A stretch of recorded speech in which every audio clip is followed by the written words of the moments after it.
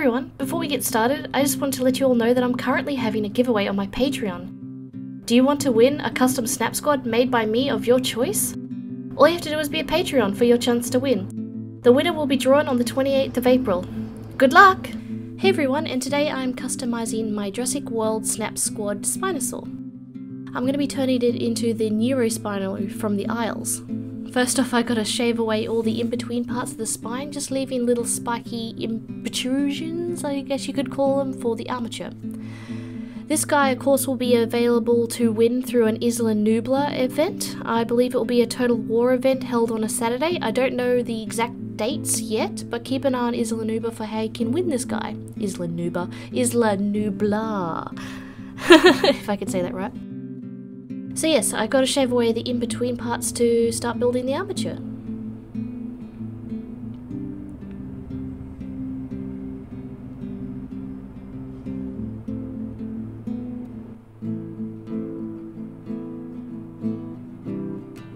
Here I'm very carefully using my scalpel tool just to shave the parts to a bit more of a smoother finish.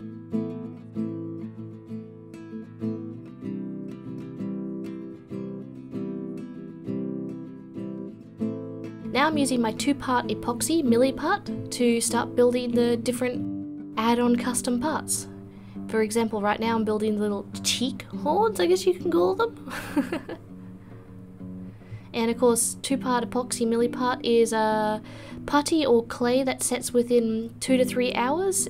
It sets rock hard and is very strong. It's a very good clay to work with. You just have a small window to work with. That's the only not really difficulty, but just the thing you gotta keep in mind when working with millipart. And if you're wondering how I smooth millipart, I use water. I'm just using a silicone tool here just to stick it down to the piece.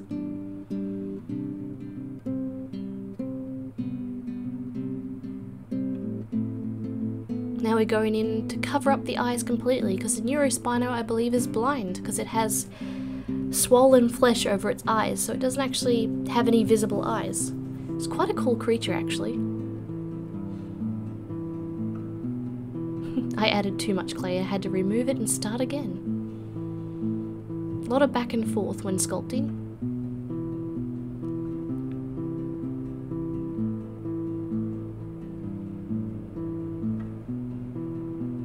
So now I'm making the little tail fin. This part is a really delicate part because the tail is so tiny as it is and it just likes to move. So to detach something so thin and delicate to it is a little trying at times. And I'm using my ball tool here just to try and blend it onto the tail to get it to stick.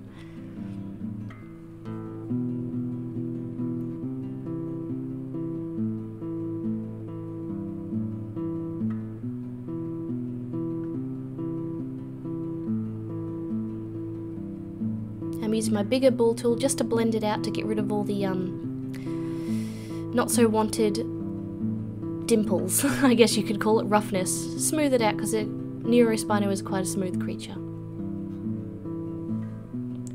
Now I'm adding all the veins that the Neurospino has.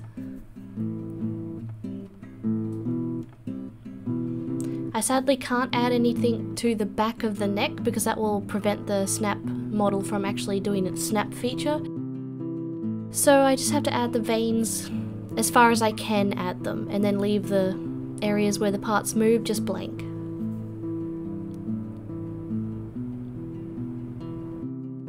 Remember how I said the Neurospino's skin was quite smooth? Well, now I'm using Mod Podge to smooth down this toy's skin. It's actually quite a scaly skin, so I have to use quite a number of layers of Mod Podge to smooth it all out. I think I used 8 in total, and you have to wait between each layer for the previous layer to dry before you add the next one.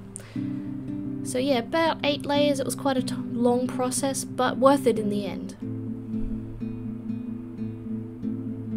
And of course you have to be mindful of all the moving parts. You don't want to glue them stuck.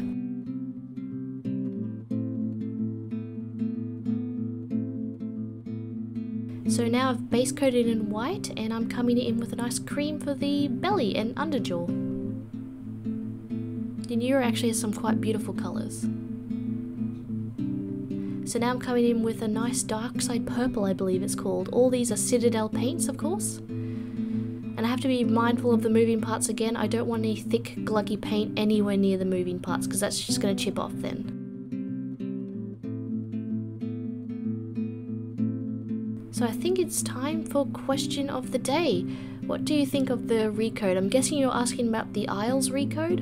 I'm actually really excited. I've seen some of the new creatures and I'm stoked. I am so excited. I'm a little wary that we're only getting 2 creatures when it first becomes available, so I'm not too sure how fun it's going to be for the first little bit, but I think once all the creatures are added, it's going to be mental to play. Just amazing. I am really excited. There's a feathery creature, I should know the name of it, but I'm in love with its design and it's so beautiful. It's got this beautiful long tail. I'm itching to play that creature. So yes, I'm still covering the Neurospino in a dark side purple, and I'm blending the edges with the dry brush effects just to make sure it's not a straight, smooth edge. I like to have it blended into the cream. Sort of a natural look then. And I think I did about 3 coats of the dark side purple just because it wasn't covering as well as I'd like it to.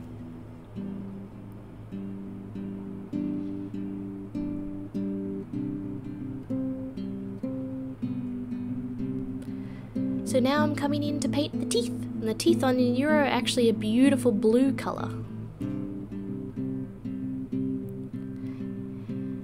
Now I'm coming in with a lighter blue just to give some different tones to the purple, because it isn't exactly purple on the Neuro, it's got different toned effects, which is quite cool. And this is just a cheap acrylic paint. I kind of want it to be transparent, so I'm using a cheap acrylic for that.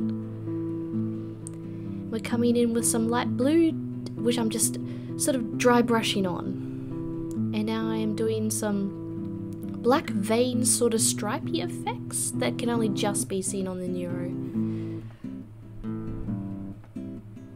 Lots of detail on the Neuro, even though it sort of translates as one colour when you glimpse it.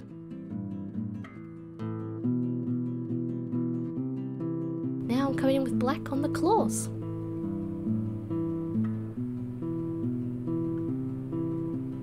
And I'm doing a sort of colour changing blue from just a cheap acrylic, but it colour changes really prettily, and I'm adding it to all the blue effects in the teeth as well, just to give it a nice little extra oomph to the piece, since the blue parts are supposed to glow.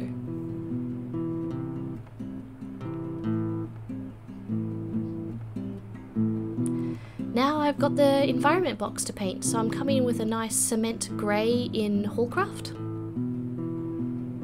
And I'm going to be covering pretty much the whole box in this, except for the kind of the inside areas.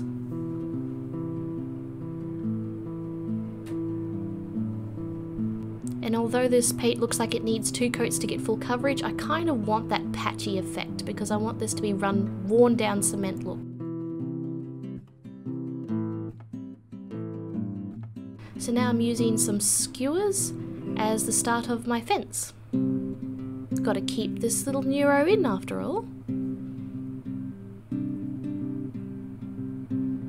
So now I'm just figuring out where I want a river to go, and then I'm coming in with texture paint from Citadel. And I'm using the mud effect, one of my favourite effects. I'm just building up sort of a riverbank. This texture paint is really fun to work with. Highly recommend. And of course I'm using my silicone tool and a sculpting tool just to smooth it all out and get the sort of texture I want.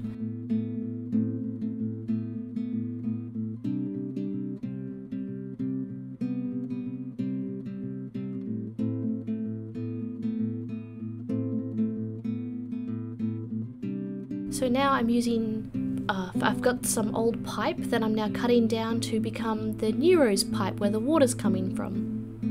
I just have some small saw tools that I got from LD. So now I'm just sanding down the ends just to make sure it's all smooth, and then I'll be gluing it to the environment box.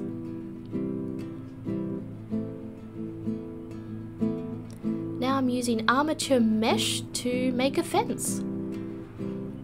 This stuff is very good for making fences. It just looks like a miniature fence.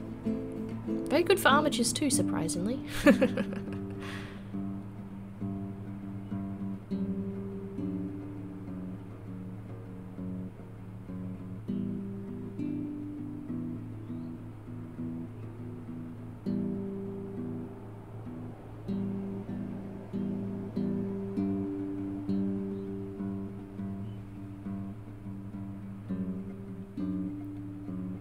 So now I'm just coming in with some super glue just to secure the mesh down to the wooden poles. And yes, I should have painted the wooden poles before I put the fence on. So that's a thing I did wrong, but we're just going to live with that. So because I painted the poles after I put the mesh around it, I also have to go in with the same colour paint onto the mesh just to hide the fact that I made that mistake. Now I'm just painting in some light blue, and I'll be going in with some darker blue just to create some depth to the water.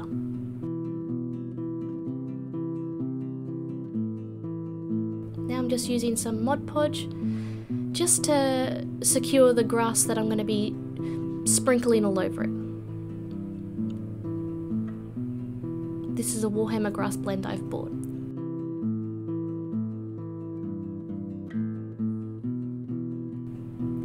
Now I'm coming in with some more Mod Podge because I want to add some gravel.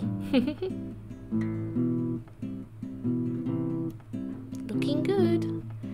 Now I'm coming with a brown wash, and I'm just adding some sort of greasy effects to the cement. I want to make it look worn down and used, and it's been out in the weather for ages. I'm just sort of brushing it all over, and I'm sort of letting it leak down in some areas. Gotta make it look old. So now I've got a printout of the Neurospino's name and the Isles logo, and I'm going to stick them to the box. And I'm going to stick them to the box using Liquitex gloss varnish, and I'll be sealing the whole box in Mr. Super Clear's matte varnish. Now I'm coming in with my UV resin to make the river. Of course I'll be using my black light to set the resin, because it sets in UV, or in sunlight if you don't have a black light. That's my black light. I have to hold it over it for about 3 minutes per area. And now I'm going over with a layer of Mod Podge that I'll use my straw to blow on to give sort of a ripply effect to the water. It's very cool. You can see how the Mod Podge sort of moves like ripples in water. It's really cool, it dries like that. Now I'm using my clear silicone, I think it's just a bathroom silicone, and I'm making some sort of water rushing out of the pipes and some sort of rapids. This stuff of course dries clear, and it's such a cool water effect, very effective. And I'm just shaping it with my sculpting tool, and that's it, done. I hope you liked how it turned out. I'm very, very happy with my Neurospino, and good luck to those who enter the Isla Nubla event. I'm interested to see how it plays out and who wins. So good luck to everyone, and thank you for watching. We'll see you all in the next one. Bye!